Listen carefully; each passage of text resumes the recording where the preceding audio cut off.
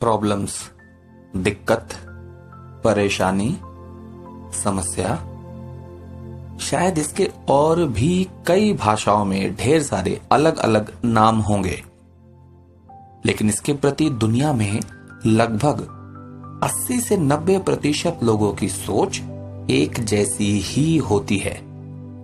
और शायद यही कारण है कि पूरी दुनिया में सबसे ज्यादा सक्सेस वो जो बचे हुए 15 से 20% लोग होते हैं ना, वो ही होते हैं। उसका कारण जानना चाहते हैं? ध्यान से सुनिएगा।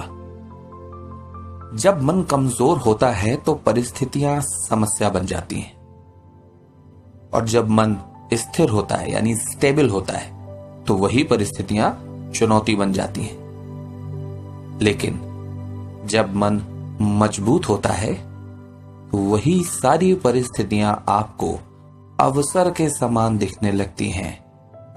They will like the opportunity for you all.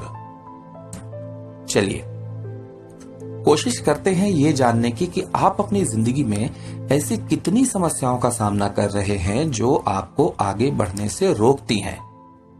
कुछ उदाहरण लेते हैं, जैसे कि क्या आपके घर में खाने की समस्या है?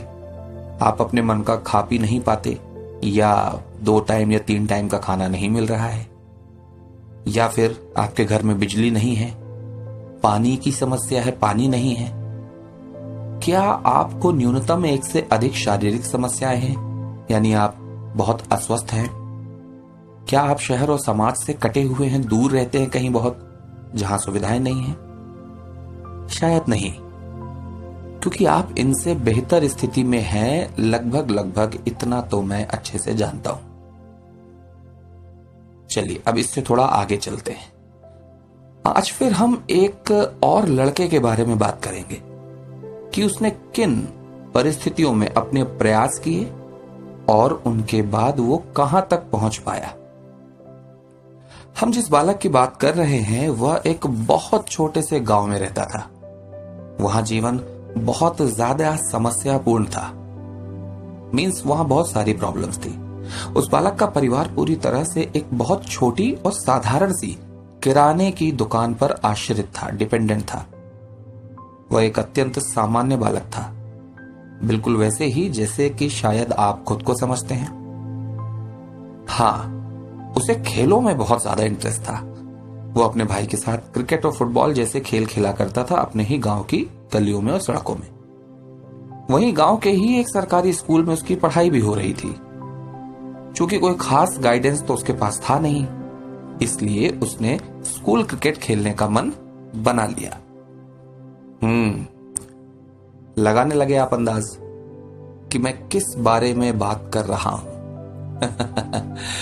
और सारे क्रिकेटर्स की लिस्ट आपके माइंड में 1 सेकंड में चेकआउट हो गई होगी, है ना? और बताइए कि आपको यह लगता है कि आपका दिमाग कमजोर है? नहीं, वैसे मैं तो ये बात नहीं मानता। चलिए अपनी वास्तविक घटना की कहानी पर वापस आते हैं। हम उस बालक के बारे में बात कर रहे थे।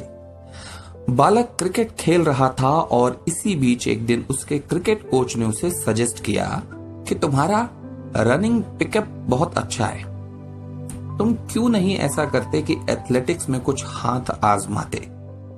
तब उस बालक ने अपने क्रिकेट कोच के कहने पर अपनी ही स्कूल की 100 मीटर की दौड़ में भाग ले लिया और जीता भी। लेकिन उसका मन इसमें लग नहीं रहा था। दूसरी तरफ अपने कोच और घर के दबाव में उसने ये सोचा कि चलो कर लेते हैं, करते रहते हैं। सो उसके इस करते रहने से सब कुछ यूं ही चलता रहा। लेकिन बार बार जब जीत की तालियां और सम्मान मिलने लगा, चर्चा होने लगी, थोड़ा हीरोइज्म आ गया, तो उसका भी मन फिर उसमें लगने लगा। जैसे जैसे प्रतिस्पर्धा का स्तर बढ़ा, अब हार का स्वाद भी उसे चखना पड़ने लगा था।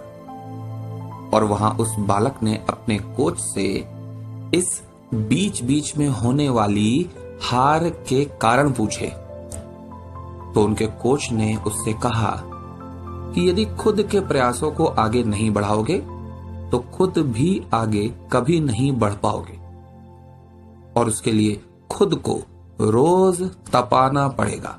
और खुद को तपाने में तकलीफ भी होगी, बहुत तकलीफ होगी। और अब अगर अपनी तकलीफ को छोटा करना चाहते हो, क्योंकि वो समाप्त तो होगी नहीं, तो ऐसा करो कि अपने लक्ष्य को इतना बड़ा कर दो, इतना बड़ा लक्ष्य बना लो कि जब जब तुम्हें तकलीफ हो तो तुम्हारे उस लक्ष्य के पूरे होने के एहसास और उसकी खुशी और उसके बाद की जिंदगी के सपने उस तकलीफ को छोटा कर दें और उनके पूरे होने की खुशी के आगे वो तकलीफें धूमिल हो जाएं, कुछ भी ना रह जाएं, समाप्त हो जाएं।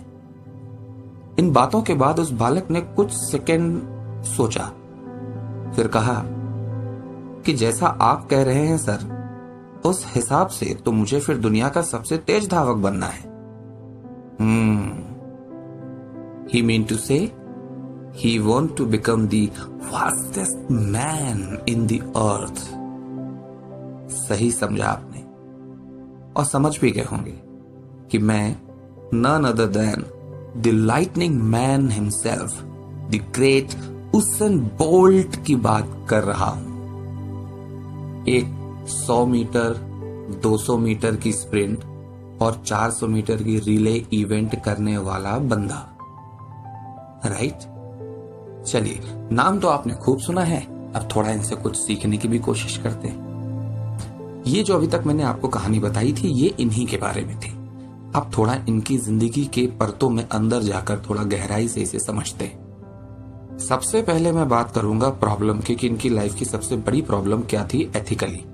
तो इनकी लाइफ की सबसे बड़ी प्रॉब्लम ये थी कि डॉक्टर सेड कि आपकी जो हाइट है वो इतनी ज्यादा है कि उसकी वजह से आपको स्पाइनल एक इंजरी हुई है और उसकी वजह से आपको स्कोलियोसिस नाम की एक बीमारी हो गई है, जिसकी वजह से आपका एक पैर छोटा और दूसरा बड़ा हो गया है, करीब 4 से 5 mm का डिफरेंस आया है। और इसके अलावा भी उनको बहुत सारी हैमस्ट्रिंग लेग इंजरीज भी हुई थी। तो डॉक्टर ने जब कहा कि इन सब प्रॉब्लम्स को और इतनी लंबी हाइट होने की वजह से आप ज्यादा लंबे समय तक ट्रैक में रह नहीं पाएंगे, तो ये तो बात हुई इनकी प्रॉब्लम की। ओके, अब बात करते हैं उसके दूसरे साइड की कि डॉक्टर ने जब ये कहा तो उसेन बोल्ट ने ये सोचा कि अगर डॉक्टर कहता है कि मैं इतना लंबा हूं और इतने लंबे एथलीट होते नहीं हैं, तो अगर मैं अपनी इन छोटी प्रॉब्लम्स को किनारे करके इन पर जीत हासिल कर लेता हूं, तो निश्चित रूप से जो बाकी के एथलीट हैं उनसे ज्यादा हाइट होगी, तो लंबे कदम होंगे, तो मैं लंबे डग भर पाऊंगा, जिसके कारण मेरी स्पीड उनसे बेहतर होगी। तो अपनी उस प्रॉब्लम को उसेन बोल्ट ने एक अपॉर्चुनिटी बना लिया और उसके बाद पूरा रिजल्ट आपके सामने है। लोग कहते थे कि एक 100 से 200 मीटर का धावक मतलब स्प्रिंटर 1 से 2 सक्सेसफुल ओलंपिक इवेंट्स में रह पाता है, उसके बाद नहीं रह पाता। लेकिन आपको पता है उसेन बोल्ट ने 2004, 2008, 2012 एंड 2016 4 ओलंपिक इवेंट्स में कंटिन्यूअस एक क्लास परफॉर्मेंस दी है, and that was the phenomenal. आप अंदाज भी नहीं लगा सकते कि इसके लिए कितनी मेहनत और कितनी फिटनेस की जरूरत है। अगर शुरुआत की बात करें तो सब कुछ इतना सीधा सीधा था नहीं। 2004 में बोल्ट 100 मीटर के ट्रायल के इवेंट में जब ओलंपिक में उतरे थे, तब सभी ने उनको टोका, कोसा, ओवर कॉन्फिडेंट बताया और न जाने क्या क्या बोलना शुरू कर दिया था। जानते हैं क्यों? क्योंकि वो उस इवेंट में हार गए थे। और ऐसा भी नहीं कि फाइनल रेस में हारे हों। एक फाइनल रेस के पहले 5 से 6 हीट होती हैं, उन हीट में भी उनका 5वां नंबर आया था। आप समझ रहे हैं मेरी बात को? तो कहीं से कहीं तक उनका नाम ही नहीं था, तो लोगों ने कहना शुरू कर दिया कि अरे हो गया, तुम्हारा सफर यहीं तक था। लेकिन इतनी सब बातें सुनने के बाद भी उनका ध्यान अपने लक्ष्य पर था, तो उसके लिए उन्होंने दिन रात एक करके मेहनत किया। और उसके बाद 2008 बीजिंग ओलंपिक 9.58 सेकेंड 100 मीटर का वर्ल्ड रिकॉर्ड, 200 मीटर का वर्ल्ड रिकॉर्ड, रिले में गोल्ड जीत के वर्ल्ड रिकॉर्ड, सबको पता ही है इसके बारे में। इन सफलताओं को लगातार 3 ओलंपिक में बार बार प्राप्त करके भी एक नया रिकॉर्ड बनाया, जहां 3 लगातार ओलंपिक्स में 100, 200 मीटर में गोल्ड का रिकॉर्ड उन्होंने बनाने में सक्षम हुए। इनसे पहले असाफा पॉवेल का 9.77 पर सेकेंड का रिकॉर्ड था 100 मीटर का, जिसे इन्होंने 9.58 पर सेकेंड में ब्रेक किया। आपको जानकर हैरानी होगी कि बोल्ट आज 450 करोड़ से ज्यादा संपत्ति के मालिक है। वे लगभग अपने इवेंट के हिसाब से $6.5 मिलियन पर सेकेंड कमाते हैं और पूरे करियर में प्रोफेशनली अगर हम देखें बोल्ट को तो 5 मिनट से भी ज्यादा नहीं दौड़े हैं, क्योंकि उनका हर इवेंट सेकेंड में होता है। 9.58 में अपना एक इवेंट खत्म करते हैं, 19 पॉइंट समथिंग में वो अपना 200 खत्म करते हैं। तो आप अंदाज लगा लीजिए 4 ओलंपिक 4 इवेंट, तो अपनी पूरी प्रोफेशनल लाइफ में जो आदमी 5 मिनट भी नहीं दौड़ा, आज वह कहां पर है? जानते हैं क्यों? क्योंकि उसके पीछे वो 9.58 सेकेंड के लिए जो उन्होंने 2008 में परफॉर्म किया है ना, उसके पीछे 2002 से 2008 तक की कोशिशें शामिल है, जिसमें उन्होंने हर एक सेकेंड उसे परफॉर्म करने की कोशिश की है। उस 9 सेकेंड 9.5 सेकेंड के लिए उन्होंने लगातार 7 साल मेहनत करी, समाज के निगेटिविटी के साथ शारीरिक क्षमता को बढ़ाते हुए, मानसिक मजबूती लाते हुए, mental strength, physical strength, social balance, सब कुछ। और हम क्या करते हैं, सोचिए जरा। चलिए अब आप उसे सोचते रहिएगा। आगे चलते हैं। हुसैन कहते हैं कि पूरी दुनिया में मेरी रेस से हर कोई बहुत खुश होता था, बस एक व्यक्ति ऐसा था जो कभी खुश हुआ ही नहीं, और वो है मेरे गुरु, my master, my coach mister mills. वो बताते हैं कि जब मैंने वर्ल्ड रिकॉर्ड ब्रेक किया तब उन्होंने मुझसे कहा कि वेरी गुड, बट ये तुमने दुनिया से बेहतर किया है, जबकि मुझे लगता है कि तुम्हारा बेस्ट इससे और भी बेहतर हो सकता है। आपको पता है कि हुसैन बोल्ट उनके इस व्यवहार से नाराज भी हो सकते थे कि ये कैसे व्यक्ति हैं, कभी खुश ही नहीं होते, ये तो बहुत ही खड़ूस है, ये तो बहुत ही जिद्दी हैं, घमंडी हैं, इनको तो कुछ अच्छा ही नहीं लगता। लेकिन उन्होंने ऐसा नहीं सोचा, और जब भी इस बात को वो मीडिया के सामने बताते हैं तो वो कहते हैं कि कहीं अगर मेरे गुरु मुझसे खुश हो जाते तो निश्चित रूप से मैं मायूस हो जाता। जहां मैं हूं वहां कभी नहीं पहुंच पाता। वो कहते हैं कि मेरे गुरु ने मुझे न केवल शारीरिक रूप से मजबूत बनाया बल्कि मानसिक रूप से भी संगठित किया है, मेंटल स्ट्रेंथ भी दी है। वो एक बार का वाकया बताते, एक इवेंट बताते हैं कि जब वे पहली बार एक इमेच्योर इंटरनेशनल इवेंट में पार्ट ले रहे थे, स्प्रिंटिंग के, दौड़ने के, रेस के, तब वह उनके एकदम शुरुआती दिन थे करियर के, और वो अपने गांव और शहर के हीरो भी थे। उनके गांव के लोग उनके इस इवेंट को देखने के लिए आए थे और उनको जीतता हुआ देखना चाहते थे। तब ऐसी स्थिति में बोल्ट बहुत नर्वस हो गए थे, इतने ज्यादा कि उन्होंने अपने दोनों पैरों के जूते उल्टे पहन लिए और उसी में दौड़ भी लिए। हालांकि वो उसमें जीत गए, लेकिन उल्टे जूते पहने यह एहसास उन्हें बाद में हुआ। इस बात के लिए जब उनके गुरु ने उनको टोका तो बोल्ट ने तुरंत ही कहा कि सर क्या फर्क पड़ता है, जीत तो मैं गया ही। तब उनके टीचर ने, उनके गुरु ने, उनके कोच ने क्या कहा था वो आप गौर से सुनिए, कि आज तुम इसलिए नहीं जीते क्योंकि तुमने अच्छा परफॉर्म किया है, बल्कि केवल इसलिए जीते हो क्योंकि दूसरों ने अच्छा परफॉर्म नहीं किया। और इसी दिन से हुसैन बोल्ट ने ठान लिया था कि अब कभी भी हार से नहीं डरना है, क्योंकि हमारे हाथ में केवल परफॉर्मेंस होती है और उसका बेस्ट देना है तो उसके पीछे की तैयारी पूरी होनी चाहिए। बाकी हार जीत हमारा मुद्दा नहीं है। हार से सीख कर बढ़ो और जीत जाओ तो जीत को हराने के लिए आगे बढ़ो। और इसी सोच की वजह से हुसैन बोल्ट दुनिया के एक ऐसे शख्स हैं जिन्होंने सबसे ज्यादा बार खुद के ही रिकॉर्ड को तोड़ने का रिकॉर्ड बनाया है। आपको पता है बोल्ट की उम्र, वर्तमान उम्र 35 इयर्स है, और उन्होंने 2017 में रिटायरमेंट ले लिया जब वो केवल 30 वर्ष के थे। अब लाइफ में किसी प्रकार की कोई भी कमी नहीं है। इसके पीछे का जो सबसे बड़ा कारण है कि जब उसे यंग एज में मेहनत करने का समय था, तब वो मेहनत कर रहे थे।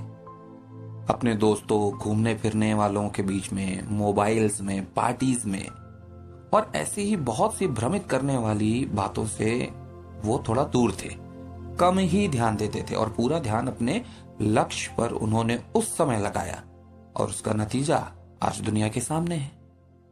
और हम क्या करते हैं ये आपको भी पता है। आज मेहनत कर लेंगे तो पूरी लाइफ में कोई समस्या नहीं रहेगी।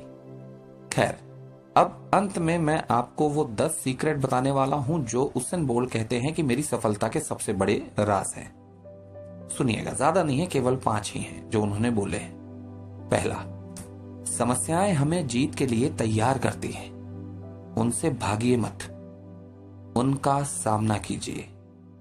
दूसरा, गुरु, टीचर, कोच कुछ भी हो, अगर वो आपको सिखा रहे हैं तो उनका सम्मान कीजिए।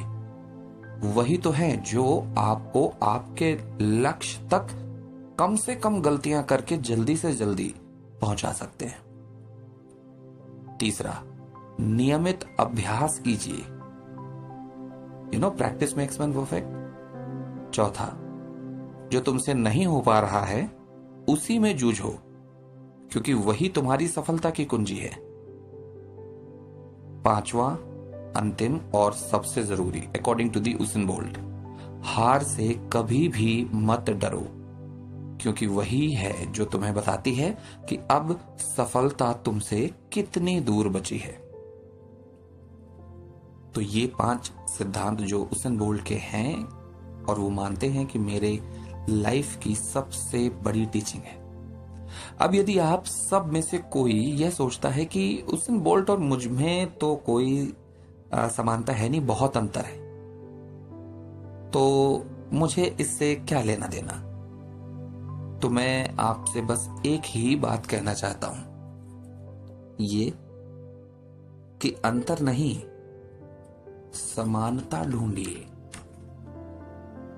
देखिएगा, आने वाले समय में वही समानता आपको आपकी लाइफ में बोल्ट की लाइफ के जैसे परिणामों के सक्सेस के रूप में मिलेगी। बाकी फिर आपकी मर्जी। जय हिंद।